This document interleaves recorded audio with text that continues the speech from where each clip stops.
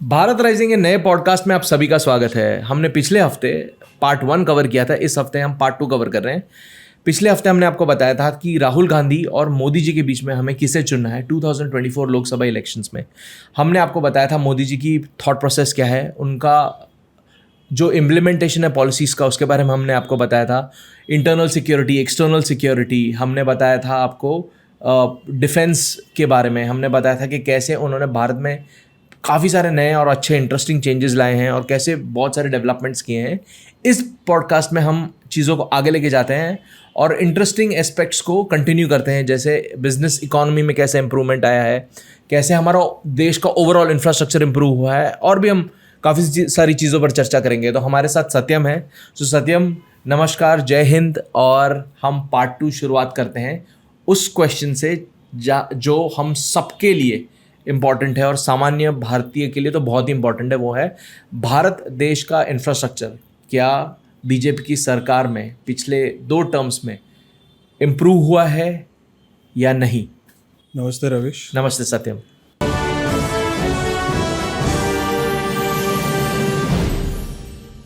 देखिए, अगर हम इंफ्रास्ट्रक्चर की बात करें तो हम क्लियर पॉलिसी देख सकते हैं एनडीए गवर्नमेंट की और यूपीए गवर्नमेंट की।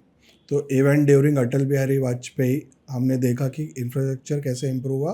गोल्डन क्वाड्रिलैटरल उनका जो प्रोजेक्ट था, रोड प्रोजेक्ट, जो चार मेट्रो सिटीज़ को जोड़ता था। Okay, golden quadrilateral. तो अटल बिहारी के टाइम भी उन्होंने काफ़ी फोकस दिया था इंफ्रास्ट्रक्चर पे लेके, प्लस उनके टाइम पे टेलीकॉम इंफ्रास्ट्रक्चर बहुत इम्प्रूव हुआ। उसके बाद जैसे यूपीए गवर्नमेंट आ जाती है तो इंफ्रास्ट्रक्चर पे फोकस हट जाता है। फिर वापस जब एनडीए वापस पावर में आती है, मोदी सरकार जब 2014 में आती है, तो इंफ्रास्ट्रक्चर फिर से फोकस में आ जाता है। तो सत्यम, क्या रीजंस है जिनकी वजह से यूपीए की सरकार में इंफ्रास्ट्रक्चर इतना अच्छा नहीं था और एनडीए की सरकार में फिर से अच्छा होना स्टार्ट हुआ? तो ये है ना, इकोनॉमिक पॉलिसी जो है, इसमें जो सोनिया गांधी की यूपीए थी उन्होंने क्या किया, मनमोहन सिंह के ऊपर एक बॉडी बिठा दी जिसका नाम रखा था नेशनल एडवाइजरी काउंसिल, जिसकी हेड सोनिया गांधी थी।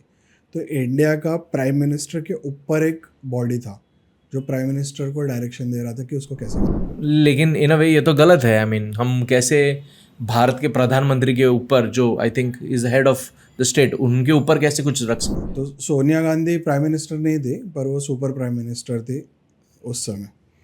तो वो बॉडी जो है वो गवर्नमेंट पॉलिसीज़ को अफेक्ट करती थी कि गवर्नमेंट पॉलिसी कैसे फ्रेम होनी चाहिए। तो जो इन्वेस्टमेंट प्रोडक्टिव होना चाहिए था, क्योंकि इंफ्रास्ट्रक्चर का जो इन्वेस्टमेंट है वो हमेशा डबल से ज़्यादा रिटर्न देता है गवर्नमेंट को। एक एग्जाम्पल दे सकते हैं? सो समझिए, अगर आपने कोई न्यू रोड कंस्ट्रक्ट किया तो वो रोड के वजह 2 सिटीज़, 2 विलेजेस कनेक्ट होंगे। राइट। तो उस कनेक्टिविटी के वजह बिजनेस एक्टिविटी बढ़ेगा। राइट। वो जो बिजनेस एक्टिविटी है वो जीडीपी ग्रोथ में कन्वर्ट होगा। करेक्ट। और जीडीपी ग्रोथ से एडिशनल टैक्सेशन आएगा जो फिर गवर्नमेंट को मिलेगा। राइट।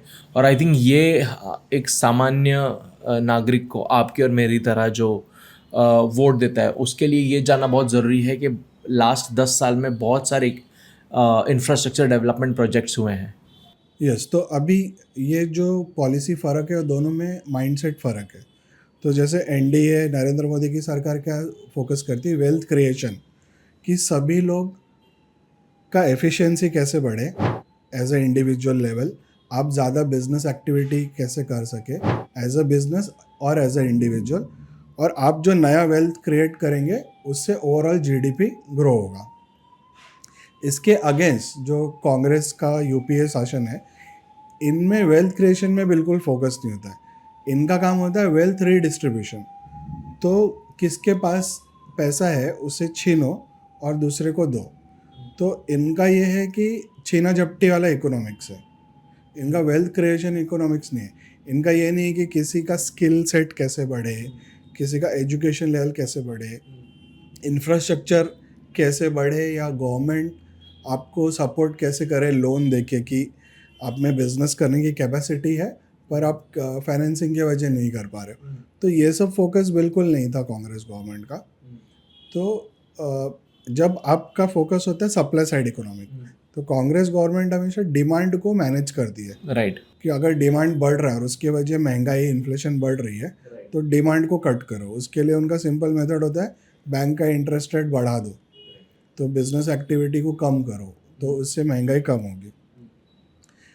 तो उसके अगेंस्ट जो नरेंद्र मोदी सरकार है, जो एनडीए का थॉट प्रोसेस है, वो है सप्लाई साइड को बढ़ाओ। अगर डिमांड बढ़ रही है तो सप्लाई बढ़ाओ ताकि महंगाई कम हो।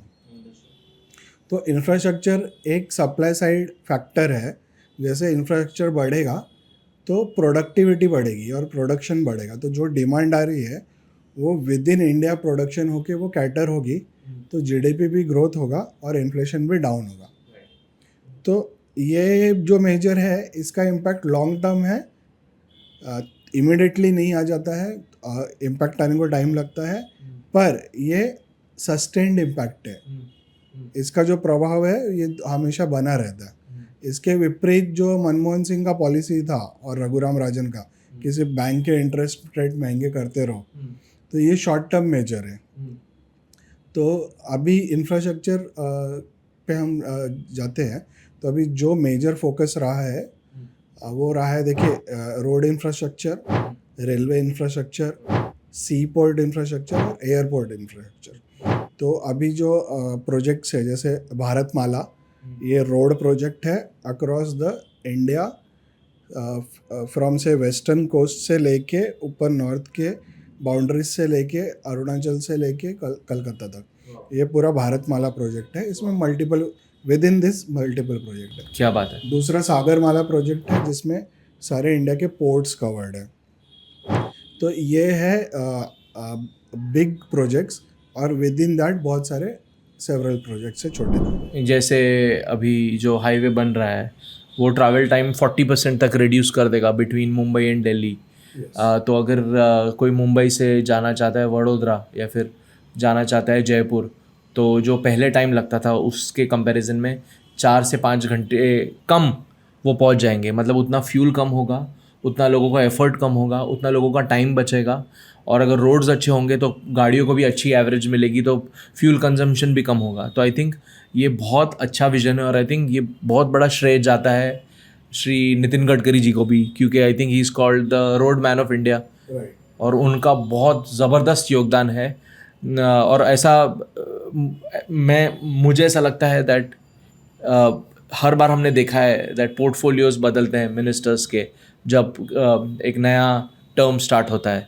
हमने ऑलमोस्ट हर मिनिस्ट्री में देखा है, लेकिन मैं चाहता हूँ कि ये इस बार जब इलेक्शंस हो तो नितिन गडकरी जी कंटिन्यू रहे, हमारे इंफ्रास्ट्रक्चर मिनिस्ट्री को लीड करे वो।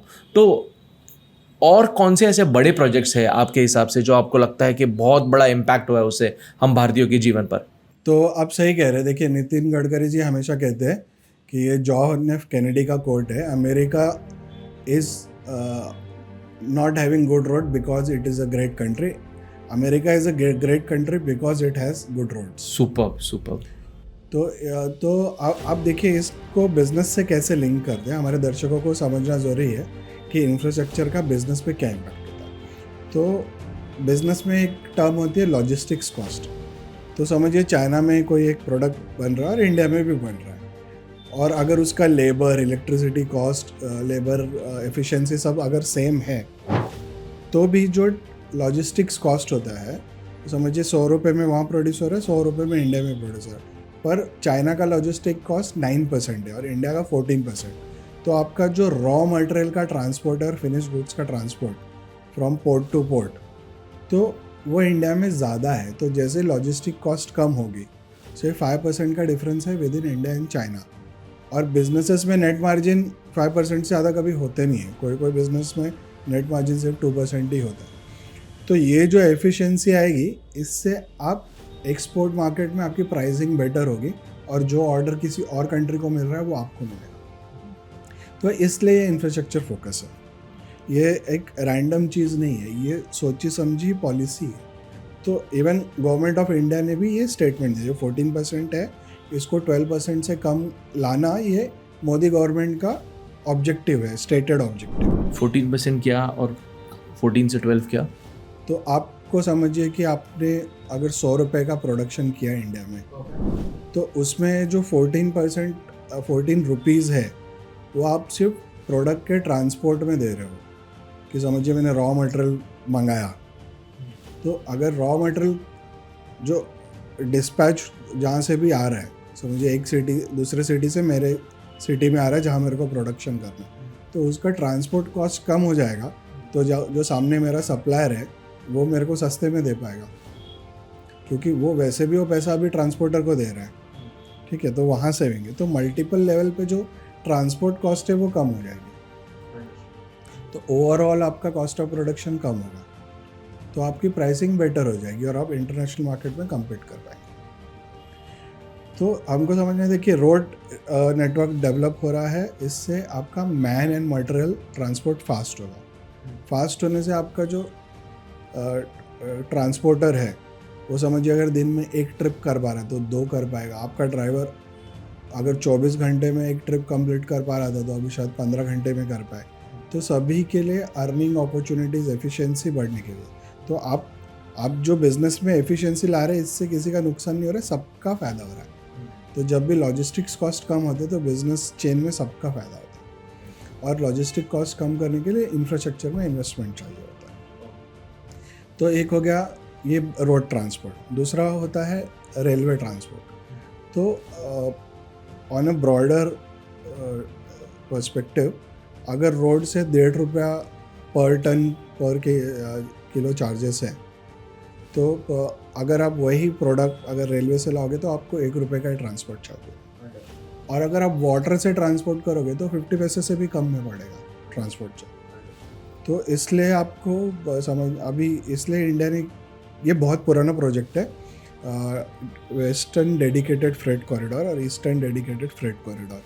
तो अभी जो हमारा ट्रेन नेटवर्क है, जो पैसेंजर ट्रेन चलती है, उस पर ही फ्रेट माल ढुलाई भी होती है, तो उनको सेकंड प्रायोरिटी देती है क्योंकि पैसेंजर ट्रेन को पहले पहुंचना है। तो माल टाइम पे नहीं मिलता है जो भी प्रोडक्शन यूनिट है उनको, तो इसलिए वो रेलवे के बजाय रोड से लाते हैं।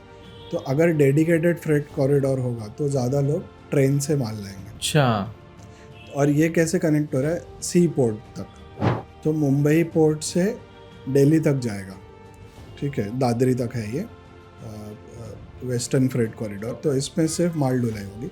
और ईस्टर्न फ्रेट कॉरिडोर है लुधियाना से लेके कोलकाता के पास तक, धुनबारी में।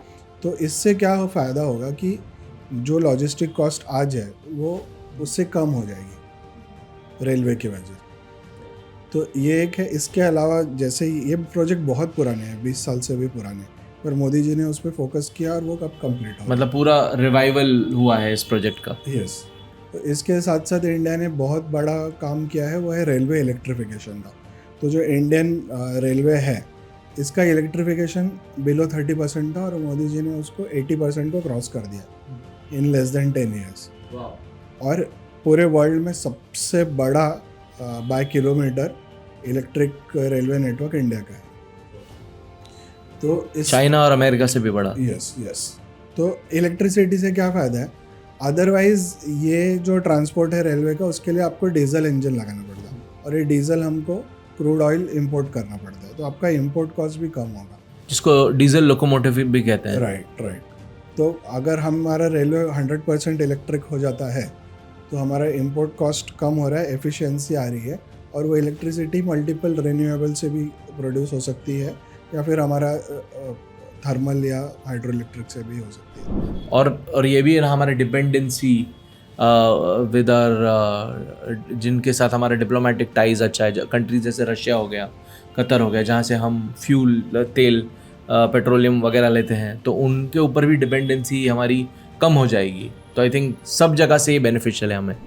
हाँ, इसमें मेन फोकस है एफिशिएंसी का। तो आपका cost of doing business, railway run करने का कॉस्ट कम होगा अगर आप डीजल से इलेक्ट्रिक पे मूव करते हैं, तो रेलवे इससे फ़ायदे में जाएगी, और वो जो अमाउंट बच रहा है वो रेलवे के इंफ्रास्ट्रक्चर को फर्दर बिल्डअप करने में इन्वेस्ट होगा। और इसमें जो दूसरा क्रिटिकल चीज़ है जो हमारे इंडिविजुअल लाइफ को इम्पैक्ट करता है, जैसे हमको ट्रेन में जाना होता है कभी भी, समर हॉलीडेज़ है या दिवाली हॉलीडेज़ है, इस टाइम पे टिकट मिलना मुश्किल होता है। क्यों? हम सोचते हैं कि भाई इतने सालों में नंबर ऑफ़ ट्रेन्स बढ़ क्यों नहीं रही है। इसमें सबसे बड़ा बॉटलनेक है हमारे सिंगल ट्रैक्स। तो इंडिया में बहुत रेलवे नेटवर्क अभी भी ऐसा है कि इसमें सिर्फ सिंगल ट्रैक है, तो एक टाइम पे या तो ट्रेन आ सकती है या तो जा सकती है। तो जैसे ही ये ट्रैक डबल हो जाएंगे ऑल लाइंस में, तो इसका एक्सपोनेंशियल इम्पैक्ट होगा। तो अगर अभी 2 ट्रेन चल रही है तो डबल ट्रैक होने पे 10 चल सकती है। तो गवर्नमेंट का ये फोकस है, और हमारे जो मिनिस्टर वैष्णो जी है उन्होंने भी ये कहा है कि गवर्नमेंट का फोकस है कि अगले 5 से 6 साल में ऐसा सिचुएशन आ जाए कि नो वेट लिस्ट, सभी को कंफर्म टिकट मिलेगा। तो ये जो बॉटल नेक्स है ये कभी पिछली सरकारों ने सोचा ही नहीं। कांग्रेस इतनी 60-70 साल गवर्नमेंट में रही, उन्होंने रेलवे नेटवर्क को कुछ बढ़ाया नहीं। वो क्या करते थे, हर रेलवे बजट में जो रेलवे मिनिस्टर होता था तो वो अपने एरियाज़ में एक ट्रेन नया चलवा देता था, 2 ट्रेन नया, पर रेलवे इंफ्रास्ट्रक्चर में इन्वेस्टमेंट नहीं करते थे। इसमें मैं बोलूँगा ये लालू यादव ने बहुत बड़ा धोखाधड़ी किया।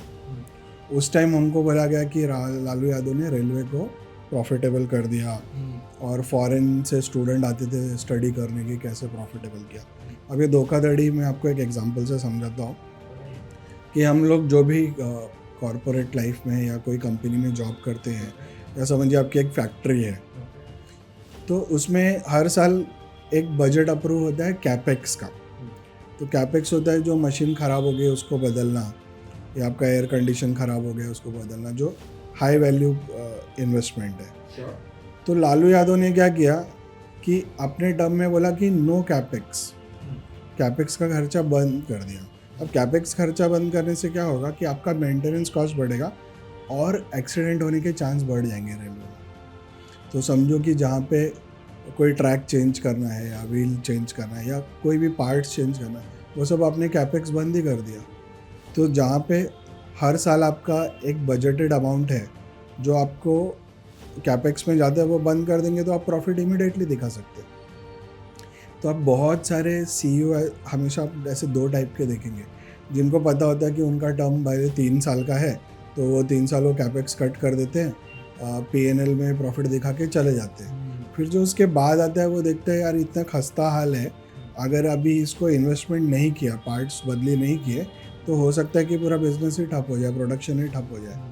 तो ये लालू यादव ने धोखाधड़ी किया, और उस टाइम उसका बहुत प्रचार किया कि अरे रेलवे प्रॉफिट होंगे। तो जो इम्पोर्टेंट काम था वो मोदी जी कर रहे हैं कि आपको ट्रैक्स को डबल करना है और ट्रैक्स को, नेटवर्क को इलेक्ट्रीफाई करना है। पर ये लॉन्ग टर्म प्रोजेक्ट है। रेलवे का इतना बड़ा इंफ्रास्ट्रक्चर आप कोई भी प्रोजेक्ट करेंगे तो 10 साल से कम नहीं लगने वाला। तो डेफिनेटली अभी ये टूवर्ड्स हम एंड आ रहे हैं, तो अगले 5 साल में, 10 साल में रेलवे मच बेटर लेवल पे हो जाएगा। तो फ्यूचर में ऐसा सिचुएशन आ जाएगा जब हमको वेट लिस्ट नहीं करना पड़ेगा। तो जैसे अब हम बड़े प्रोजेक्ट समझे, तो जैसे डेडिकेटेड फ्रेट कॉरिडोर हो गया, एक बहुत इम्पॉर्टेंट प्रोजेक्ट हुआ है कश्मीर में, चेनाब रिवर के ऊपर हाईएस्ट ब्रिज बना है जिसमें से रेलवे कनेक्ट होगी। बड़ा प्रोजेक्ट हुआ है एक आसाम और अरुणाचल के बीच में, रिवर पे एक ब्रिज कंप्लीट किया है गडकरी जी ने। ये प्रोजेक्ट भी 40-50 साल पुराना है। इसके अलावा केरला में नॉर्थ साउथ केरला को कनेक्ट करने वाला प्रोजेक्ट कंप्लीट हुआ है, ये भी 40 साल से ज़्यादा पुराना प्रोजेक्ट था। तो जो काम राहुल गांधी के नाना जी नहीं कर पाए, नानी जी नहीं कर पाए, पर नाना नहीं कर पाए, तो वो उन सब की इच्छा जो पूरी कर रहे हैं वो मोदी जी पूरी कर रहे हैं। तो एक्चुअली राहुल गांधी ने भी मोदी जी को ही वोट देना चाहिए, काम तो मोदी जी कर रहे हैं। राइट। और टेक्निकली देखा जाए तो बीजेपी के जो स्टार प्रचारक हैं वो तो राहुल जी ही हैं हमारे, क्योंकि जब तक राहुल जी हैं तब तक बीजेपी का कैंपेन हमेशा टॉप पे रहेगा। राइट। अभी जैसे हमने फ्रेट कॉस्ट का हम डिस्कशन कर रहे थे कि कैसे रोड अच्छे हो रहे, रेलवे माल ढुलाई के लिए बन रही, वैसे बहुत इंपॉर्टेंट प्रोजेक्ट है, इसको बोलते हैं वाटरवे प्रोजेक्ट। तो इसमें लीगल चैलेंजेस भी बहुत थे कि वाटरवे को कैसे डिफाइन करना है। तो मोदी गवर्नमेंट ने 101 waterway with in India define किया। वाटरवे का बहुत ज़्यादा इम्पॉर्टेंट है ट्रांसपोर्ट कॉस्ट कम करने में।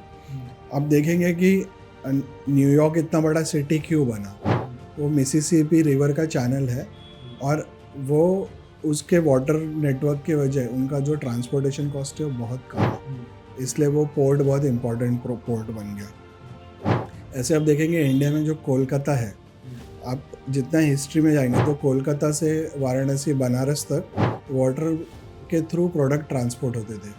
तो जैसे मैन मटेरियल ट्रांसपोर्ट वाटर में जितना होगा तो उसका लॉजिस्टिक कॉस्ट कम होगा। तो आज के दिन इंडिया में already waterway of Kolkata to Varanasi start हो गया है। तो वहाँ पे एक पोर्ट बनाया गया है वाराणसी में, और तो यहाँ पे मर्क्स लाइन के साथ टाई अप करके ट्रायल स्टार्ट हो चुका है। मर्क्स जो शिपिंग कंपनी है बहुत बड़ी। तो ये प्रोडक्ट चल रहा है। तो समझिए यार, कोलकाता प्रोडक्ट पोर्ट पे सामान अनलोड होता है और उसको वाराणसी या पटना जो भी रिवर साइड, आप देखेंगे कि गंगा जो रिवर चैनल है ये इंडिया का सबसे ज़्यादा पॉपुलस एरिया है, क्योंकि यहाँ पानी था और यही बहुत सबसे ज़्यादा इंडस्ट्रियलाइज एरिया था, जो ब्रिटिश ने 1857 विद्रोह के बाद जानबूझ के यहाँ का इंडस्ट्रियलाइजेशन ख़त्म किया। ओके। और यहाँ पे इंडस्ट्रियलाइजेशन ख़त्म होने के बाद गरीबी भी बढ़ गई। तो जैसे ही ये री इंडस्ट्रियलाइज होता है ये बेल्ट, इसलिए कोलकाता पोर्ट को कम्युनिस्ट और माफिया से मुक्त करना ज़रूरी है, क्योंकि this port caters, it is the nearest port to 50% of India's population. हमको इंडिया का मैप ध्यान से देखना चाहिए, क्योंकि जहाँ पानी होता है वहाँ पॉपुलेशन होता है। करेक्ट। तो इस एरिया में आप देखेंगे गंगा यमुना रिवर आता है कोलकाता में, और दूसरा ब्रह्मपुत्र रिवर में आता है। तो दो बड़े रिवर बेसिन हैं, और ये दो बड़े रिवर बेसिन में सबसे ज़्यादा पॉपुलेशन है इंडिया में। तो जैसे ही वाटरवे डेवलप होगा हमारा लॉजिस्टिक कॉस्ट और कम होगा। तो जैसे जैसे आपका लॉजिस्टिक्स कॉस्ट कम होगा और आपका स्किल्ड मैन पावर बिल्ड होगा, आपका कॉस्ट ऑफ प्रोडक्शन कम होगा, आपका एक्सपोर्ट आप बढ़ेगा, क्योंकि आप कम प्राइस कोट कर पाएंगे, आप कंपटीशन को बीट कर पाएंगे। तो ये रहा हमारा इंफ्रास्ट्रक्चर के फोकस में मोदी जी का परफॉर्मेंस या उनका सोचने की, काम करने की दिशा। इंफ्रास्ट्रक्चर से अभी मूव करते हैं बिजनेस और इकोनॉमी के ऊपर। ये इतना इम्पोर्टेंट टॉपिक है क्योंकि उद्योग एक देश को रन करता है, अपॉर्चुनिटीज़ लाता है, जीडीपी में इसका कंट्रीब्यूशन बहुत बड़ा है। और ये टॉपिक अगर हम डिस्कस ना करें तो ऐसा हो जाएगा कि हम बहुत इम्पॉर्टेंट चीज़ मिस कर रहे हैं। तो अब हम आते हैं बिजनेस और इकोनॉमी के ऊपर। मोदी और बीजेपी गवर्नमेंट का क्या इम्पैक्ट रहा है या नहीं रहा है वो देखेंगे, और क्या इम्पैक्ट रहा है वो अंडरस्टैंड करेंगे। तो उसके बारे में बताइए थोड़ा। आपने एकदम सही कहा। मैं Maharashtra industrial development corporation MIDC का घोषवाक्य को कोट करना चाहता हूँ, उद्यमात सकल समृद्धि। तो क्या मतलब है इसका? उद्यम से ही सभी समृद्धि है। तो हमको पॉपुलेशन को उद्यम करना है, इंडस्ट्रियल होना है, बैठ के नहीं रहना है, काम करना है। तो भी उद्यम, हम स्कूल में पढ़ते थे कि फैक्टर्स ऑफ प्रोडक्शन, तो इसमें होता था एक एंटरप्रेन्योर, कैपिटल, लैंड और लेबर। ठीक है। तो भी मोदी जी आने के बाद आप देखेंगे पहले बहुत ज़्यादा प्रोटेस्ट होते थे लैंड एक्विजिशन को लेके, तो उन्होंने लॉ अच्छे बनाए ताकि जो लैंड दे रहा है, बेच रहा है, उसका नुकसान ना हो। तो वो प्रॉब्लम सॉल्व हो गए हैं। लेबर को लेके नए जो लॉ है वो मैन्युफैक्चरिंग कंपनीज के लिए फेवरेबल है। अभी इसके अलावा रह गया कैपिटल और एंटरप्रेन्योर। तो एंटरप्रेन्योर अब इंडिया में स्टार्टअप इंडिया की वजह, मुद्रा लोन की वजह काफ़ी फोकस रहा, और फॉरेन इन्वेस्टर भी काफ़ी आ रहे हैं। इसमें जो चौथा पार्ट है कैपिटल, और एक इम्पॉर्टेंट फैक्टर है इलेक्ट्रिसिटी। जो भी मैन्युफैक्चरिंग एक्टिविटी होगा या कोई भी बड़े city without guarantee electricity availability नहीं फंक्शन कर सकते। तो ये दो चीज़ को मनमोहन सिंह गवर्नमेंट ने कैसे बर्बाद किया और मोदी जी ने उसको कैसे सुधारा, ये हम समझते हैं। तो जब ये मनमोहन सिंह ग्रेट इकोनॉमिस्ट, उनके great RBI manager Raghuram Rajan जब गए, तो इंडियन बैंक का NPA था 11%। NPA क्या है? Non performing asset. Okay. वो लोन जिसका EMI नहीं आ रहा है। ओके। मतलब फॉर एग्जांपल अगर किसी इंसान ने 5 लाख की लोन ले लिया है और अब शायद वो देश छोड़ के हमेशा के लिए चला गया है वो पैसा लेके, और अब EMI पहले भरता था 10 EMI गई, उसके बाद अभी उसने देश छोड़ दिया, उसको पता है कि वो इंडिया नहीं आने वाला है, और इंडिया में अगर उसकी क्रेडिट रेटिंग भी खराब हो जाती है तो उससे कोई फ़र्क नहीं पड़ता है। तो यही एग्जाम्पल करेक्ट होगा, राइट? राइट। तो NPA 11% पे छोड़ के गए ये लोग, जो ग्रेट लोग थे। अभी ये राइट, तो ये क्यों हुआ ये हम समझते हैं। तो 2008 में ग्लोबल इकोनॉमी डाउन थी, लेमन ब्रदर्स और USA का जो कांड हुआ उसकी वजह। तो जब इकोनॉमी डाउन होती है, आपको GDP बढ़ाना होता है, तो मॉनेटरी पॉलिसी में क्या करते हैं कि आप लोन सस्ते कर देते हैं और मार्केट में हम पैसा पुश करते हैं ताकि इकोनॉमिक एक्टिविटी बढ़े। लेकिन आपको बैंक ने को ऐसे लोगों को लोन देना चाहिए जो सच में इकोनॉमिक एक्टिविटी में इन्वेस्ट करें। ओके। अब मनमोहन सिंह के टाइम क्या था कि सभी मिनिस्टर अपने अपने डिपार्टमेंट के प्राइम मिनिस्टर ही समझते थे खुद को। तो एक फ़ोन जाता था बैंक को, बैंक लोन दे देता था, और वो लोन बिजनेस एक्टिविटी में नहीं लगता था, वो कहीं और यूज़ होता था। ओके। इसलिए फिर उसके रिटर्न भी नहीं आए। ओके। तो इसके वजह क्या हो गया कि महंगाई बढ़ी, आपने पैसा पुश किया मार्केट में, उसकी वजह इन्फ्लेशन बढ़ा, उसका जो रिटर्न आना था बैंक को वो भी नहीं आया, तो लॉस सिचुएशन हुआ। जबकि 2 ग्रेट इकोनॉमिस्ट थे वहाँ पे चेयर में, ठीक है। तो अब इसके आने के बाद आप देखेंगे कि कुछ महीने पहले निर्मला सीतारमन ने white paper on economy release किया, क्योंकि ये बैंक की हालत इतनी ख़राब थी। उस time Arun Jaitley finance minister थे। अगर वो डिक्लेयर कर देते कि ये कंडीशन है तो इंडिया में इन्वेस्टमेंट कम हो जाती। हमारी बैंकिंग की हालत इतनी ख़राब थी कि बैंकों के पास पैसा नहीं था और लोन देने के लिए। तो अरुण जेटली ने बैंक को रिकैपिटलाइज किया और इंडिया ने बहुत अच्छा लॉ लाया, उसको बोलते IBC। ये 2016 में आया। तो ये बैंक्रप्सी कोड है। इसमें क्या होता है कि मेन कैसे है कि समझिए आप, मेरा बिजनेस है, मैंने लोन लिया और बिजनेस में मैं लॉस में हूँ, मैं एम्प्लॉय को सैलरी नहीं दे पा रहा हूँ, मैं सप्लायर से जो रॉ मटेरियल लिया उसका पैसा नहीं दे पा रहा हूँ। तो मैं क्या करूँगा, मेरा बिजनेस बंद हो जाएगा, मैं बैंक को बोल दूंगा ठीक है आपको जो रिकवरी करना कर लो। अब इसमें जो पुराने लॉस थे वो फ्रैगमेंटेड थे। उसमें एक लॉ था जो सिर्फ जो एम्प्लॉय को पैसा नहीं मिला उस पर ही फोकस कर रहा था, एक लॉ था जो बैंक को लोन वापस नहीं मिला उस पर ही फोकस कर रहा था, तीसरा था जो वेंडर को सप्लायर को पैसा नहीं मिला उस पर ही फोकस कर रहा था। लेकिन कोई ये फोकस नहीं कर रहा था कि वो जो बिजनेस है उसको सॉल्वेज कैसे किया जाए, उसको चालू कैसे रखा जाए। तो मारवाड़ी में एक कहावत है, चलता रुपया सवा का होता है। तो अगर आपका बिजनेस भले लॉस में पर वो चल रहा है तो भी उसकी एक अच्छी वैल्यू है, लेकिन अगर वो बंद होगी तो उसकी कुछ वैल्यू नहीं है, ठीक है। तो इसमें सबका पैसा लगा हुआ है। तो अब ये बैंक्रप्सी कोड की वजह क्या हुआ कि अब गवर्नमेंट उसको होलिस्टिकली देख रही है कि ये बिजनेस चालू रहे, इसका जो ओनर है अगर वो नहीं चला पा रहा है बिजनेस तो कोई और कंपनी इसको टेक ओवर कर ले, ठीक है, जो इसको प्रॉफिटेबली रन करे और बैंक को भी उनका पैसा मिले, एम्प्लॉय को उनकी सैलरी मिले और सप्लायर को उनका जो भी रुका हुआ पेमेंट है वो रिलीज। इससे क्या हुआ है कि जो बैंक्रप्सी के वजह या बिजनेस बंद होने की वजह बैंकों के जो अमाउंट डूब जाते थे उसमें से सिर्फ 25% रिकवरी होती थी, वो भी सिर्फ असेट के बेसिस पे, जो फिजिकल इंफ्रास्ट्रक्चर वो कंपनी फैक्ट्री। अब ये IBC कोड की वजह रिकवरी लेवल 75% पे पहुँच गया।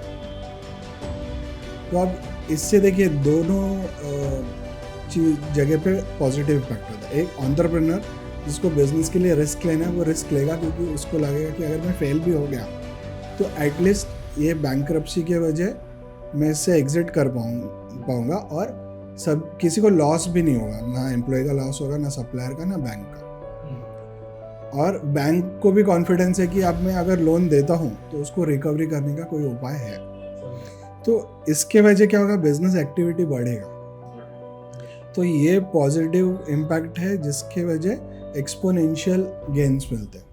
आई थिंक एक रिपोर्ट था जो कहता था कि India is currently leading in terms of highest number of startups in the world. क्या ये सही है? राइट। तो may be if not highest top 3 में इंडिया ऑलरेडी है। तो बड़े स्टार्टअप सीन्स जो है वो इंडिया है, इजराइल है, USA है, चाइना है।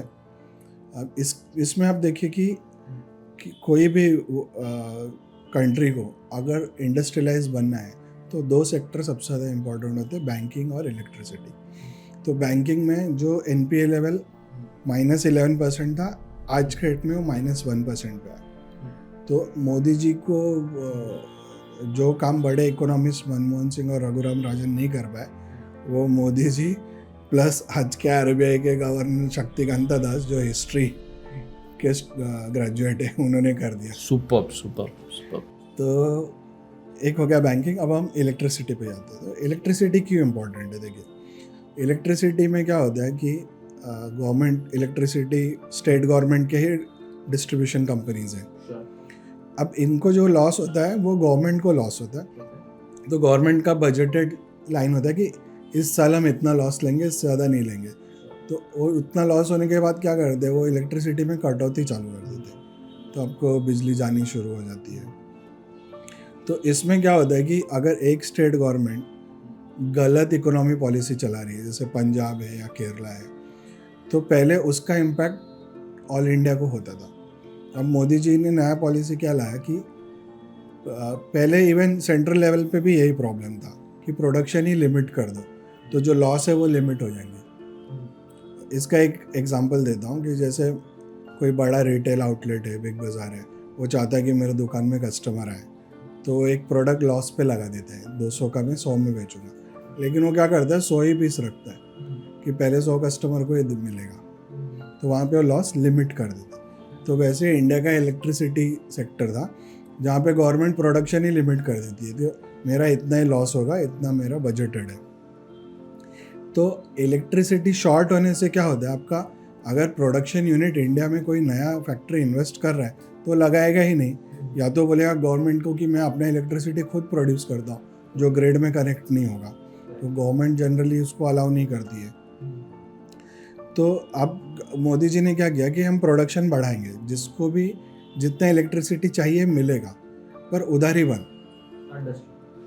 तो जो ईमानदार है, जो सही पर्पज से इलेक्ट्रिसिटी ले रहा है और उसके लिए पेमेंट कर रहा है, तो उसकी इलेक्ट्रिसिटी कट नहीं होनी चाहिए। इसलिए इन्वेस्टमेंट जो मैन्युफैक्चरिंग में वो आने लगे।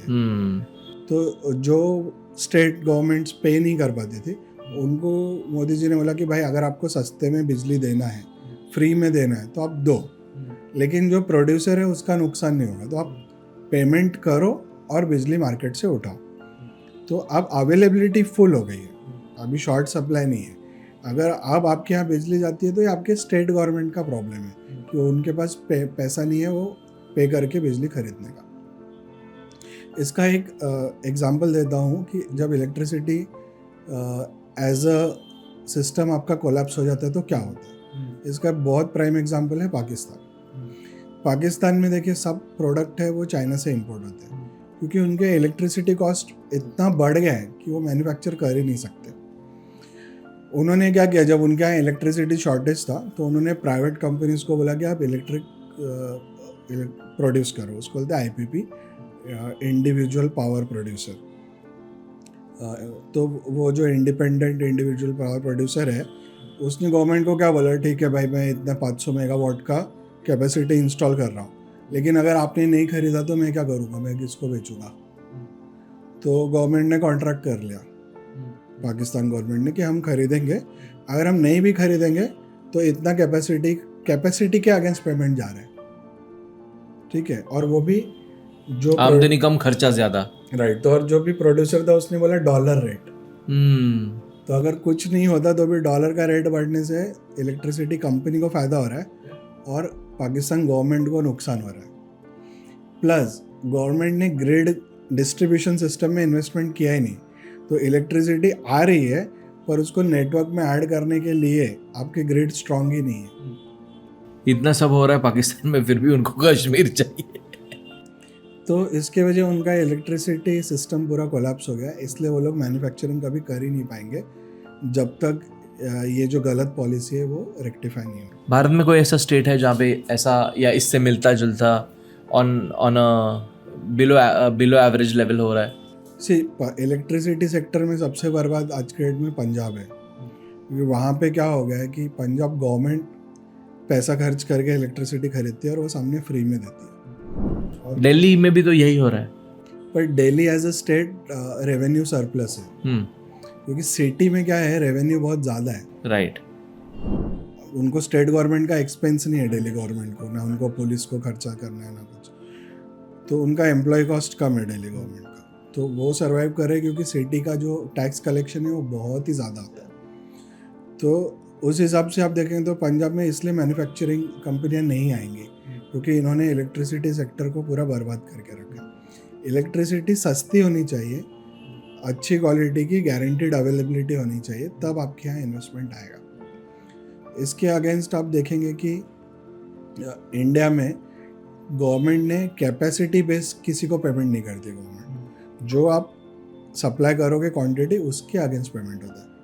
और कैपेसिटी आप इंस्टॉल कर रहे हो तो आपको एज अ बिजनेस रिस्क करना है, तो वहाँ पे वो चीज़ आइसोलेट हो जाती है। अगर कोई एक कंपनी इलेक्ट्रिसिटी के लॉस में गई तो वो लॉस उस कंपनी तक सीमित रहता है, पूरे नेटवर्क पे इम्पैक्ट नहीं करता। तो मोदी जी ने दो बहुत इम्पोर्टेंट चीज़ रेक्टिफाई किया है, एक बैंकिंग और इलेक्ट्रिसिटी, जिसका हमको डे टू डे लाइफ में पता नहीं चल रहा है इस बारे में, लेकिन इसमें इतना सुधार हुआ है। ये पता कैसे चलेगा कि मैन्युफैक्चरिंग में आपका इन्वेस्टमेंट बढ़ेगा। अंडरस्टूड। और भी अगर हम बिजनेस पर्सपेक्टिव से देखें तो हमने देखा है कि HCL और वेराइजन टेक्नोलॉजी का बहुत बड़ा मर्जर हो रहा है। टेस्ला इंडिया में अपने कार्स को मैन्युफैक्चर करने का देख रहा है। एप्पल्स ने अपने फ्लैगशिप स्टोर्स ओपन किए। तो I think India is now become a safe place for global investors कि आप आओ इंडिया में और मैन्युफैक्चरिंग करो। हमारा मोबाइल सेक्टर जो है, इलेक्ट्रॉनिक सेक्टर है, वो काफ़ी अच्छा हो रहा है। Modi government is obsessed with semiconductors.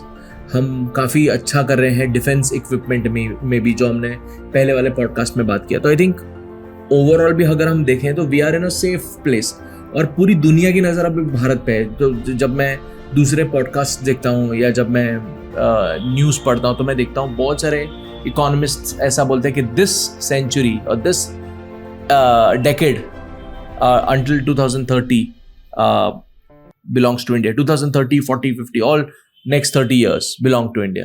तो ये 30 ईयर का क्या लॉजिक है हम समझते हैं। इसको बोलते हैं hockey stick moment. Hockey stick moment, okay. तो जैसे हॉकी स्टिक छोटे से एकदम सीधा जंप हो जाती है, राइट। तो ये हॉकी स्टिक मोमेंट आया है कई इकोनॉमी में, जैसे जापान, साउथ कोरिया, चाइना। तो ये हॉकी स्टिक मोमेंट बोलते हैं कि 30 ईयर रैपिड ग्रोथ।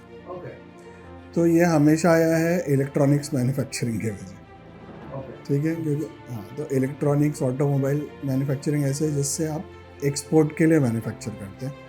जैसे इंडिया का कंजम्पशन इलेक्ट्रॉनिक्स का बहुत ज़्यादा है, पर ये हम सब इंपोर्ट करते हैं, तो हमारा जो डॉलर US रिज़र्व है वो पे आउट हो जाता है। और हम खुद मैन्युफैक्चर करेंगे तो हम अपना जो बड़ा कंजम्पशन है उसको, डिमांड को मीट कर पाएंगे, प्लस एक्सपोर्ट भी कर पाएंगे। और इसमें क्या है कि जो टेक्नोलॉजीज़ है, सेमीकंडक्टर है, ऑटोमोबाइल है और इलेक्ट्रॉनिक्स है, प्लस डिफेंस है, ये एक दूसरे को ओवरलैप करते हैं और हेल्प करते हैं, कहीं ना कहीं लिंक्ड है। यस। तो अभी आप देखेंगे मोदी गवर्नमेंट के आने के पहले इंडिया में सिर्फ 2 मोबाइल मैन्युफैक्चरिंग यूनिट थे, अभी 100 से भी ज़्यादा। वाह, मतलब ये सब लास्ट 10 सालों में हुआ है। और सैमसंग का सबसे बड़ा display unit factory Uttar Pradesh में है, नोएडा के पास। बहुत अच्छी बात है ये तो। हाँ, तो अभी मैं बोल रहा हूँ कि इसमें भी मनमोहन सिंह गवर्नमेंट में चिदम्बरम जी ने कैसे घान की। एक इंडिया में सेमीकंडक्टर पॉलिसी आना था 2006 में। इसका उद्देश्य था कि श्रीपेरम्बदूर तमिलनाडु में एक इंडस्ट्रियल क्लस्टर बनेगा जिसका फोकस होगा इलेक्ट्रॉनिक और semiconductor manufacturing for solar panel. कौन सी सिटी में होने वाला था ये? श्रीपेरम्बदूर, ओके, तमिलनाडु में। ओके, 2006 की बात है। उस टाइम पे इंटेल कंपनी जो चिप बनाने वाली है, उसने इंटरेस्ट देखा था कि वो इंडिया में इन्वेस्ट करेगी चिप मैन्युफैक्चरिंग के लिए अगर ये पॉलिसी आ जाती तो, पर ये पॉलिसी कभी आई नहीं। इसको बोलते हैं पॉलिसी पैरालिसिस। Policy paralysis. तो जो लोग बोलते हैं ना कि भाई इंडियन इकोनॉमी कोई भी प्राइम मिनिस्टर हो तो चलता रहेगा, बढ़ती जाएगी, ऐसा बिल्कुल नहीं है।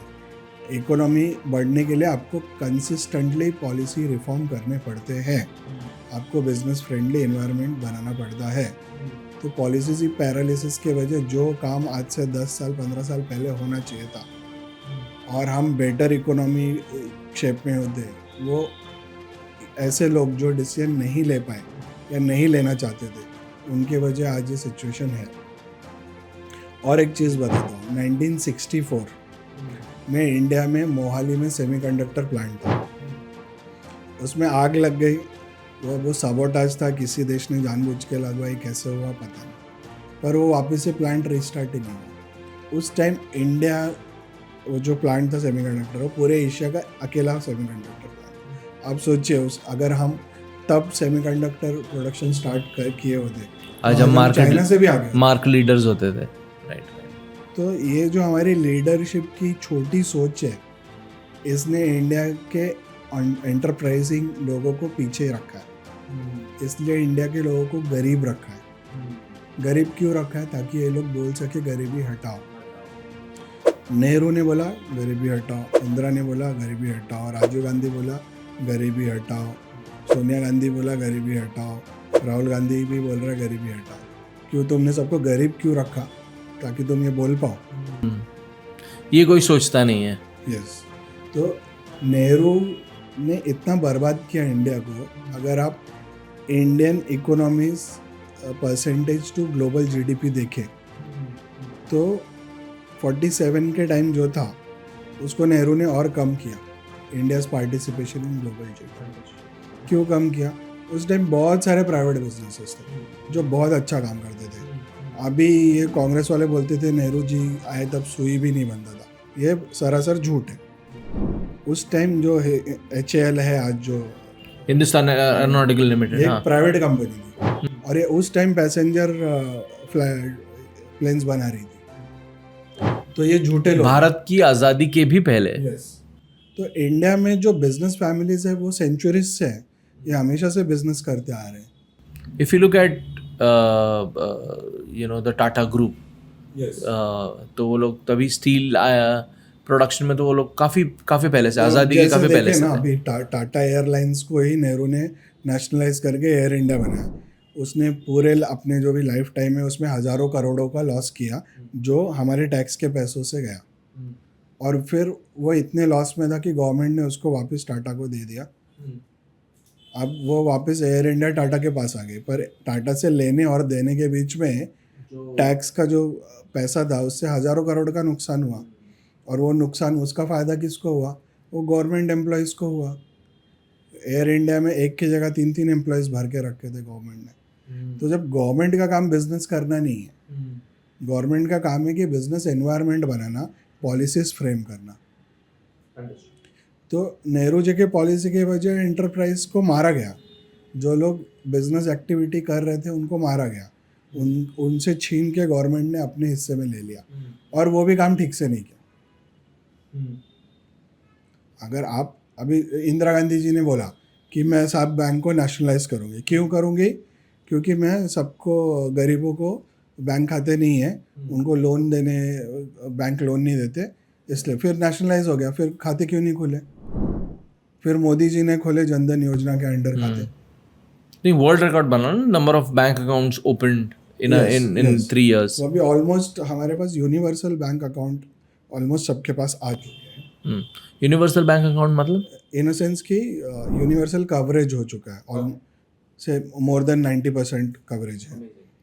तो ये लोग सिर्फ बातें करते रहे, इन्होंने पॉलिसी को ग्राउंड पे उतारा नहीं। इसमें एक बहुत फेमस कोट है राजीव गांधी का, कि जब दिल्ली से हम 1 रुपया देते हैं तो गरीब के पास 15 पैसे ही पहुंचता है। तो जो गवर्नमेंट सब्सिडी थी, या जो लोन माफ़ होता था किसानों का, तो उसमें से 15 पैसे ही उनको मिलता था। 85% तो ये खुद ही खा जाते थे। ये खुद राजीव गांधी ने एक्सेप्ट किया हुआ है। तो कांग्रेस और बीजेपी में फ़र्क है गवर्नेंस का। तो आप ऐसे आदमी के हाथ में काम देना चाहेंगे जिसको काम नहीं आता है, या ऐसे के देना चाहेंगे कि वो जिसको काम अच्छा करने का एक्सपीरियंस है, जिसको ऑब्वियसली काम अच्छा करने का एक्सपीरियंस है। तो ये ऐसी बात है। तो कांग्रेस मतलब राहुल गांधी मतलब से बड़ी बड़ी बातें, गाल बजाने वाला काम है। आगे से आलू डालूंगा, पीछे सोना निकलेगा। इस साइड से आलू डालो, उस साइड से सोना निकालो। इनका क्या है कि अभी राहुल गांधी ने कांग्रेस को कैसे बर्बाद किया, ये अपने आप में एक अलग ही एपिसोड। राइट। तो हमारे व्यूअर्स को मैं कह देना चाहता हूँ कि हम कुछ प्लान कर रहे हैं, और हम राहुल गांधी के अचीवमेंट्स को भी बताने वाले हैं, और वो बहुत इंटरेस्टिंग अचीवमेंट्स है। ये वो भारत के लिए है या नहीं, वो आपको अगले हफ्ते पता चलेगा जब वो पॉडकास्ट आएगा। तो सत्यम, हमने बात की इंफ्रास्ट्रक्चर के बारे में, इंफ्रास्ट्रक्चर से हम बिजनेस और इकॉनमी पे आए। अब पब्लिक वेलफेयर के लिए, आपके और मेरे लिए, सामान्य नागरिक के लिए क्या बीजेपी या मोदी गवर्नमेंट ने कुछ किया है, इसके बारे में चर्चा। देखिए, आपने बहुत अच्छा प्रश्न उठाया कि यहाँ भी मोदी जी और कांग्रेस में फ़र्क क्या है, हम समझते हैं। मोदी जी स्वयं गरीब परिवार से आए, उन्होंने गरीबी क्या होती है ये खुद जिया है। राहुल गांधी जैसा बोरोड एक्सपीरियंस नहीं है कि भाई गरीब के घर जाके देखो, नहीं। मोदी जी का खुद का पर्सनल अनुभव है। प्लस जब वो 30 साल तक स्वयं सेवक रहे तो उन्होंने पूरा भारत भ्रमण किया है। कहाँ लोगों को क्या कठिनाई है, डे टू डे लाइफ में क्या प्रॉब्लम है, उन्होंने देखा है। तो अभी हम समझते हैं कि ये गरीब का घर है, वहाँ पे महिलाओं को क्या क्या दिक्कत आती है। एक, किचन आपको संभालना है, आपको लकड़ी बीन के लाना है, उसमें टाइम जाता है। वो लकड़ी के फ्यूल का एफिशिएंसी कम होता है, धुआं होता है। हम कभी गांव घूमने जाते हैं तो फिर हमको वो मज़ा आता है चूल्हा देखने पे, लेकिन अगर आपको खाना बनाना हो और रोज़ उसी पे खाना बनाना हो दिन में 2-3 बार, तो आपको पता चलेगा कि उसमें क्या कठिनाई है। इसलिए मोदी जी ने उज्ज्वला स्कीम लाई कि हर घर में सिलेंडर होना चाहिए, ठीक है। उसको फ्री में सिलेंडर स्टार्ट में दे दिया है, फिर आपको सिर्फ रिफिलिंग का पैसा देना है, ठीक है। ये एक हुआ फ्यूल को लेके। अभी दूसरी योजना क्या है, इलेक्ट्रिसिटी। इलेक्ट्रिसिटी अवेलेबल ही नहीं था, अगर मेरे को पे करके भी लेना है तो भी अवेलेबल नहीं था कई गांव में, क्योंकि प्रोडक्शन ही नहीं होता था। नहीं, वो जो इंफ्रास्ट्रक्चर इन्वेस्टमेंट है वहाँ तक लाइन पहुँचा ही नहीं है, ट्रांसफार्मर है ही नहीं। मतलब प्रोड्यूस तो हो जाता था लेकिन सप्लाई नहीं हो पाता था। हाँ, तो डिस्ट्रीब्यूशन नेटवर्क को बढ़ाया नहीं गया, क्योंकि वहाँ पे कम कंज्यूमर है कोई गांव में, तो डिस्ट्रीब्यूशन का तो कॉस्ट ज़्यादा है। पर एज अ गवर्नमेंट आपको वेलफेयर माइंडसेट के हिसाब से सोचना है, तो डिस्ट्रीब्यूशन नेटवर्क इलेक्ट्रिसिटी का बढ़ा है। तो एज अ कंज्यूमर अगर आपको इलेक्ट्रिसिटी लाइन लेनी है तो आप मिल रही है। पहले अगर आपको पे करके लेना भी है तो भी अवेलेबल नहीं था, ऐसे भी जियोग्राफिक एरियाज थे, तो उसको हटाया गया है। इलेक्ट्रिसिटी हो गया, गैस हो गया। इसके अलावा बहुत इंपॉर्टेंट चीज़ है, वो है टॉयलेट्स। अब मोदी जी के फर्स्ट टाइम जब वो आए, उन्होंने लाल किले से बोला कि हमारा पॉलिसी है कि हम टॉयलेट्स बनाएंगे। तो उस टाइम बहुत मजाक उड़ाया गया, इंटरनेशनल मीडिया में मजाक उड़ाया गया कि ये कैसा प्राइम मिनिस्टर है, इतना बड़ा देश है, टॉयलेट बनाने की बात कर रहा है इन 15 अगस्त, सॉरी, ये लाल किले से स्पीच देके, ठीक है। पर वो कितना इम्पोर्टेंट है हमको समझना चाहिए कि अगर ये, इसको आयुर्वेद की भाषा में वेग बोला जाता है, कुछ चीज़ें जो आपको रोकना नहीं चाहिए। छींक नहीं रोकना चाहिए, खांसी नहीं रोकना चाहिए, आपको लघु शंका दीर्घ शंका है तो आपको जाना चाहिए। आपको होल्ड करने से बॉडी में नेगेटिव परिणाम होता है। तो अभी कैसे था कि अगर घर के अंदर टॉयलेट नहीं और आपको बाहर जाना है, तो फिर या तो लोग अर्ली मॉर्निंग जाते थे या अंधेरा होने पे नाइट, तो पूरा दिन आप अनकंफर्टेबल हो, ठीक है, वो एक प्रॉब्लम है। बाहर जाने पे लॉ एंड ऑर्डर इशू है, जो लफंगे लड़के हैं वो गलत काम कर रहे हैं, ठीक है। तो ये दोनों चीज़ को मोदी जी ने एड्रेस किया टॉयलेट बनने से। तो जो घर की लेडी है उसको राहत मिला है, वो दिन भर जो अनकंफर्टेबल रहना है आपको वो अवॉइड हुआ है, ठीक है। स्पेशली रूरल एरियाज में जहाँ पर लोग, जैसे हम लोग ने वो मूवी आई थी अक्षय कुमार की टॉयलेट के ऊपर, टॉयलेट एक प्रेम कथा, करेक्ट, उसमें देखा है कि गांव की बहुत सारी औरतें या तो बहुत सुबह जाती हैं या फिर सीधा अगले दिन जाती हैं। तो ये डेली लाइफ के प्रॉब्लम्स थे जिसको एड्रेस किया। अब इसके अलावा एक है पानी। पानी, हम सिटी में हम नल खोलते हैं, पानी आ जाता है, पर क्या इंडिया के सभी घरों में ऐसा होता है? नहीं होता है। जैसे अभी हमारे गांव के घर में पहले हम जाते थे तो उसको हैंडपम्प से फिर उसको भर के लाओ, घगरा बोलते हैं हम, तो घगरा में भर के लाते थे। तो वो कितना ट्रिप्स करना पड़ेगा आपको, फिर और बाल्टी में लाए तो कितनी बार बाल्टी में लाओगे आप पानी? तो फिर मोदी जी ने जल जीवन मिशन स्टार्ट किया है कि हर घर में नल से जल आएगा। तो इससे दो फायदा है, एक आपका टाइम बचेगा, वो महिला का जो तकलीफ़ है पानी उठाने का लाने का वो बचेगा, और सबसे इम्पॉर्टेंट चीज़ है कि वो पानी से जो जंतु से रोग फैलते हैं, तो जहाँ पे वाटर लेवल टेबल बहुत नीचे चला जाता है तो वहाँ पे वाटर हैवी हो जाता है, तो उससे भी रोग फैलते हैं, ठीक है। और वाटर बॉर्न डिसीजेस उससे अवॉइड हो जाएंगे अगर आपके घर पे पोर्टेबल वाटर थ्रू कनेक्शन आ जाएगा। तो आप देखिए कि मोदी जी ने एक भारतीय महिला के जीवन में जो जो कठिनाइयाँ थी उसको कम करने का प्रयत्न किया। इसके अलावा उनकी जो प्रधानमंत्री आवास योजना है, ठीक है, ये आवास योजना बहुत पुरानी है। इंदिरा गांधी के टाइम पे भी इंदिरा आवास योजना थी, पर वो जो पेपर पे थी, देते तो थे नहीं। ये टॉयलेट स्कीम भी हमेशा से थी, पर वो पेपर पे थी, उसका इम्प्लीमेंटेशन होता ही नहीं था। तो मोदी जी ने उसको टेक्नोलॉजी के हिसाब से ट्रैकिंग किया है कि हर एक चीज़ GPS लोकेशन होगा, उसका फ़ोटो होगा, उसके बाद पेमेंट डिस्बर्स होगा। तो प्रोजेक्ट कंप्लीट हो रहा है। पहले ये सिर्फ बोलने के, जैसे कांग्रेस गवर्नमेंट का क्या है, राइट टू फलाना, राइट टू ढिमकाना, सिर्फ आपको बोल दिया कि आपके पास राइट है। अब मैं आपको बोल दूं कि भाई मैं तुमको राइट टू फ्लाई देता हूँ कि तुम जाके फ़्लाइट में उड़ो। अरे राइट से क्या होगा, जब आपका नंबर ऑफ़ फ़्लाइट्स उतना होना चाहिए कि फ़्लाइट सस्ती हो टिकट, ताकि मैं ना पाऊँ। अब मैं आपको बोल दूंगा राइट टू रेलवे टिकट है, पर भाई आपको वेट लिस्ट है तो कैसे बैठेंगे? तो ये सब प्रॉब्लम मोदी जी सॉल्व कर रहे हैं। ये सिर्फ राइट नहीं दे रहे, ये डिलीवरी दे रहे हैं। Right. By the way, railway से बहुत इंटरेस्टिंग चीज़ मुझे याद आई है, मैं दर्शकों को बताना चाहूँगा that Vande Bharat is an amazing train. अगर आपने अब तक ट्रैवल नहीं किया तो प्लीज़ कीजिए, इसका एक्सपीरियंस वर्ल्ड क्लास है। और आई थिंक अब हम यूरोप की ट्रेन्स के साथ compete कर रहे हैं, तो ये भी एक बहुत बड़ा अचीवमेंट है जो हमने लास्ट 10 सालों में देखा है। Amazing achievement Vande Bharat trains. सही बोल रहे हो। तो अभी हम समझ रहे हैं कि एक ग्रामीण महिला, भारतीय महिला या इसके जीवन में मोदी सरकार के वजह क्या क्या इम्पैक्ट पड़ा है। और सॉरी मैं आपको यहाँ पे इंटरप्ट करूँगा, आपने एक मुझे बहुत इंटरेस्टिंग बात बताया था कि वोटर्स जो हैं वो बदल गए हैं, अभी विमेन वोटर्स डिसाइड करते कंट्री का इलेक्शन। अगर उस तत्व को आप यहाँ पे जोड़ेंगे और फिर बाद में कंटिन्यू करेंगे तो बहुत इंटरेस्टिंग बन जाएगा। राइट। तो अब समझिए कि इंडियन इलेक्शन में हमेशा एम फैक्टर रहे। ये एम फैक्टर था पहले मुस्लिम फैक्टर। राइट। तो ऐसा माना जाता था कि ये जो मुस्लिम वोटर है वो कोई एक पार्टी को जिता सकते या हरा सकते हैं, उनके फेवर में वोट करते हैं, इकट्ठा वोट करते हैं। डेडिकेटेड वोटर है जो जाके बैलेट अपना अधिकार का इस्तेमाल करता है। लेकिन वो लोग तो हमेशा से माइनॉरिटी में रहे हैं, तो उनका वोट इतना कैसे इम्पोर्टेंट हो सकता है? हाँ, तो समझिए कि एक मेजॉरिटी है जिसमें से सारे लोग वोट डालने नहीं जाते। दूसरे लोग माइनॉरिटी है पर वो 100% लोग वोट करते हैं, ठीक है। तो इसको ऑलमोस्ट समझा जाता था मुस्लिम वीटो, कि भाई हाँ, कि जिस तरफ ये वोट बैंक वोट करेगा वो पार्टी जीत जाएगी।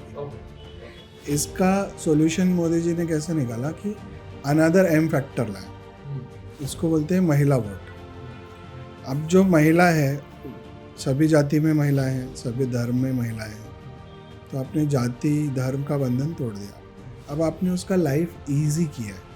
उसके लाइफ में जो भी प्रॉब्लम्स थी डे टू डे लाइफ में, सुबह उठने से रात को सोने तक, तो जो भी इलेक्ट्रिसिटी इश्यूज़ थे, वाटर इश्यूज़ थे, फ्यूल इश्यूज़ थे, वो सब आपने सॉल्व किए।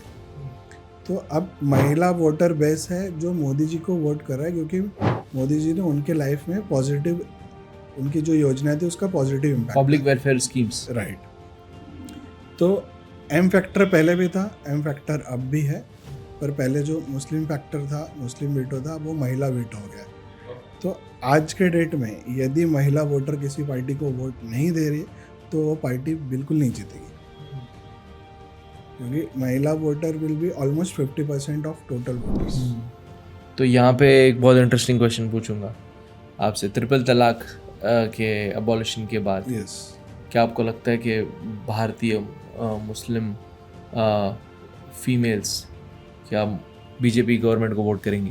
देखिए, इसका कोई डेफिनेट नंबर नहीं है ऑन पेपर, और ये जो एक दिन में परिवर्तन होने वाली चीज़ें नहीं है। इसका पॉजिटिव इम्पैक्ट थ्रू जनरेशन्स आएगा।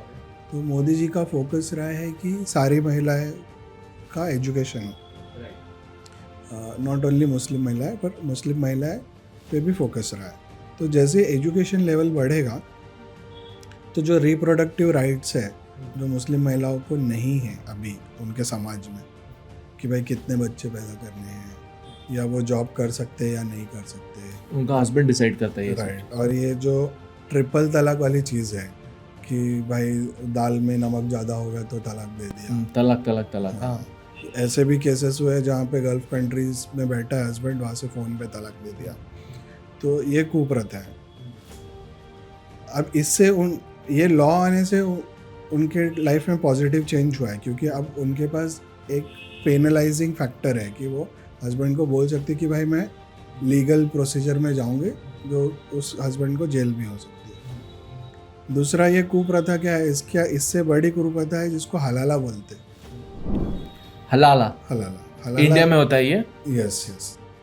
ये एक मुस्लिम कॉन्सेप्ट है कि अगर समझो एक पति ने पत्नी को तलाक दे दी और अगले दिन भाई उसको लगा कि नहीं मैंने गलती कर दी, अब मेरे को तलाक कैंसिल करना है और वापस साथ में रहना। कि हस्बैंड ने अगर ऐसा सोचा तो हाँ, हाँ, तो अब वो पॉसिबल नहीं है अनलेस वो वाइफ किसी और के साथ रात बिताए एज अ वाइफ, और उसके बाद जिसके साथ रही है वो उसको तलाक मान ले छोड़ने के लिए, तब वो वाइफ वापस अपने ओरिजिनल हस्बैंड के पास आ सकती है। इसका सबसे ज़्यादा फ़ायदा ये मुल्ला मौलवी उठाते हैं। और ये सच में हो रहा है? तो मेरे लिए समझने की बात क्या है, ये एक पुराने पिक्चर में डायलॉग है जूही चावला और कादर खान के बीच में। वहाँ पे कादर खान एक्सप्लेन कर रहा है कि ये कितना अच्छा सिस्टम है जिससे पति को सोचना पड़ेगा कि वो तलाक दे कि नहीं दे।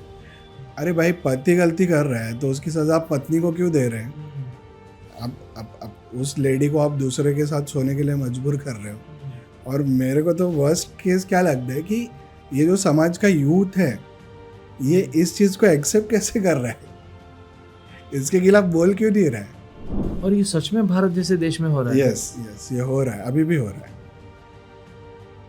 तो क्या ये ट्रिपल तलाक और हलाला क्या हलाला अभी भी हो रहा है? मतलब ट्रिपल तलाक तो अभी बंद हो गया है, लेकिन ट्रिपल तलाक के अगेंस्ट में अपने लीगल कानून में, हाँ, मतलब ट्रिपल तलाक बंद नहीं हुआ है, ट्रिपल तलाक अभी भी चालू है। पर उसके अगेंस्ट कानून है कि एज अ विक्टिम आप कोर्ट में जा सकते हो।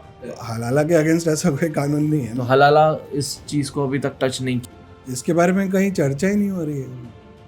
तो अभी आप देखो कि इसमें कैसा है कि इतनी कुप्रथा है ये, तो जब तक यूथ, मुस्लिम समाज का यूथ इसके अगेंस्ट में नहीं बात करेगा, ये चलता ही रहेगा। तो अब ऐसे देखा जाए तो मोदी जी की जो पॉलिसीज़ रही है उसमें फोकस रहा है महिलाओं के दैनिक जीवन में जो उनके प्रॉब्लम्स है उसको सॉल्व करना। तो उन्होंने जो ये महिला वोटर को फोकस किया है उसके वजह अब सारी पार्टियों को महिलाओं को कुछ कमिटमेंट करने पड़ रहे हैं। जैसे बहुत सारी स्टेट गवर्नमेंट ने कमिट किया कि हमने फ्री बस राइड दिया हुआ है। अब राहुल गांधी जी बोल रहे हैं हम मंथली इनकम देंगे महिलाओं को, जो कि फाइनेंशियली पॉसिबल नहीं है, पर अब महिला वोटर पे फोकस आ गया है और ये फोकस मोदी जी की वजह है। ओके। तो पब्लिक वेलफेयर में ये हमने महिलाओं के घर गृहस्थी से जुड़ी चीज़ें बोले। अब इसके अलावा हम समझेंगे कि ये जनधन योजना, तो जैम ट्रिनिटी बोलते हैं, जनधन आधार मोबाइल। तो आपका फ़ोन है, आपका आधार कार्ड आइडेंटिटी है और जनधन बैंक। तो इसकी वजह से बैंकिंग सब जगह चला गया। फिर हमारा यूपीआई टेक्नोलॉजी आया, तो इसके वजह ट्रांजैक्शन कॉस्ट कम हुई, आपका फिज़िकली बैंक जाने की ज़रूरत नहीं है। इसको इंडिया बोलता है डिजिटल स्टैक। Digital stack. तो जैसे डिजिटल पब्लिक इंफ्रास्ट्रक्चर। तो जैसे रोड एक इंफ्रास्ट्रक्चर है, तो रोड से अब ट्रांसपोर्ट होता है, वैसे digital public infrastructure first time world में किसी ने डिफाइन किया तो वो इंडिया है। तो इसमें जैसे हमारा डिजी लॉकर है, वहाँ पे आप सब डॉक्यूमेंट्स रख सकते हो, या आपको अब आप देखेंगे आपको पैन कार्ड बनाना है, आधार बनाना है, या सब कुछ डिजिटाइज हो गया है, फास्ट हो गया है। अब वोटर आईडी घर बैठे आ जा रहा है। तो ये जो कॉन्सेप्ट है डिजिटल पब्लिक इंफ्रास्ट्रक्चर, ये अब इंडिया दूसरे कंट्रीज को सिखा रहा है कि ये कैसे करना है। Digital public infrastructure. तो जहाँ पे डिजिटल इंफ्रास्ट्रक्चर में गवर्नमेंट इन्वेस्ट करती है, जिसका फ़ायदा सिटीजन्स को होता है। Right, but UPI I must say is an amazing master stroke. इतना ज़बरदस्त मास्टर स्ट्रोक था वो कि आई थिंक अभी आई थिंक यूएई और नेदरलैंड्स की गवर्नमेंट भी इसको इम्प्लीमेंट कर रही है। तो ये बाकी लोग क्यों नहीं कर पाए, हमको समझना है कि, और ये डिजिटल पब्लिक इंफ्रास्ट्रक्चर क्यों है, प्राइवेट इंफ्रास्ट्रक्चर नहीं है, पब्लिक है। क्यों? अगर समझो यूपीआई जैसा टेक्नोलॉजी कोई प्राइवेट बैंक लाता, या कोई गवर्नमेंट बैंक इंडिविजुअली लाता, तो बाकी बैंक से इसको कनेक्ट करना मुश्किल होता, वहाँ पे ट्रस्ट इशू रहता। तो सिंस ये गवर्नमेंट का है और वो इंडिविजुअल बैंक का नहीं है, गवर्नमेंट डिपार्टमेंट ड्रिवन है, तो बाकी सारे नेटवर्क उसमें प्लग इन कर सकते हैं। तो इसलिए डिजिटल पब्लिक इंफ्रास्ट्रक्चर में इन्वेस्टमेंट करना ये गवर्नमेंट का जिम्मेदारी है, ना कि इंडिविजुअल इनोवेटर्स का। तो इसके सक्सेस के पीछे जो ट्रस्ट, गवर्नमेंट का ट्रस्ट का फैक्टर है, वो सबसे इम्पोर्टेंट है।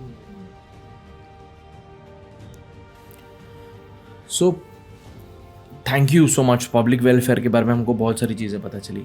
अब इस पॉडकास्ट को कंक्लूड करने के लिए एक बहुत इंटरेस्टिंग सवाल, क्या मोदी जी को छोड़ के हमारे पास कोई और ऑप्शन है इस वक्त 2024 में? मतलब बीजेपी को छोड़ के क्या हमारे पास कोई बेटर ऑप्शन है? तो हम बात कर रहे हैं स्पेसिफिकली अगले 5 सालों के लिए, तो क्या ऑप्शंस है हमारे पास? देखिए, अगर आप एक ऐसे सिटीज़न है जो इंडिया का इकोनॉमिक ग्रोथ देखना चाहते हैं, तो मोदी जी के सिवा आज के डेट में कोई ऑप्शन नहीं है। अगर आप ऐसे सिटीज़न हैं कि अरे यार ये 10 साल से मोदी का चेहरा देख के पक गया हूँ, ये डिक्टेटरशिप हो गया है, फलाना डिमका हो गया है, तो फिर आप किसी को भी वोट दीजिए, वो गुड़ का गोबर करेगा। और मोदी जी के अलावा ऑप्शन तब आएगा जब योगी जी आएंगे, जब भी 5 साल 10 साल। आई थिंक वो हमें किसी और पॉडकास्ट में डिस्कस करना पड़ेगा कि भारत के पोटेंशियल फ्यूचर प्राइम मिनिस्टर्स कौन है। राइट। तो इस पॉइंट पे हम ये पॉडकास्ट को कंक्लूड करते हैं। बहुत इन डेप्थ पॉडकास्ट रहा है ये। इस पॉडकास्ट में हमने बहुत इंटरेस्टिंग कॉन्सेप्ट्स के ऊपर बात किया है, पब्लिक वेलफेयर से लेके इंडस्ट्री बिजनेस से लेके इंफ्रास्ट्रक्चर से लेके क्या मोदी जी को छोड़ के क्या हमारे पास दूसरा कोई ऑप्शन है, हमने ये भी चर्चा कर ली है। और हम चाहते हैं कि आप इस वीडियो को पूरा देखें, अपने परिवार के साथ देखें, अपने दोस्तों के साथ देखें, और इस वीडियो को शेयर करें ताकि लोगों को पता चले कि उन्हें क्या या किस गवर्नमेंट को चुनना है इस इलेक्शंस में, और आने वाले 5 साल में उसे कौन सी गवर्नमेंट को देखना है, और क्या प्रोग्रेस चाहते हैं भारत का, वो इस राइट गवर्नमेंट के सिलेक्शन से हो जाएगा। तो इस पॉडकास्ट के लिए इतना ही। हम आपसे अगले हफ्ते मिलते हैं। Thank you so much for watching. इस वीडियो को ज़रूर शेयर कीजिए क्योंकि हमें कुछ नया करना है और भारत को बेहतर बनाना है। Thank you. जय हिंद।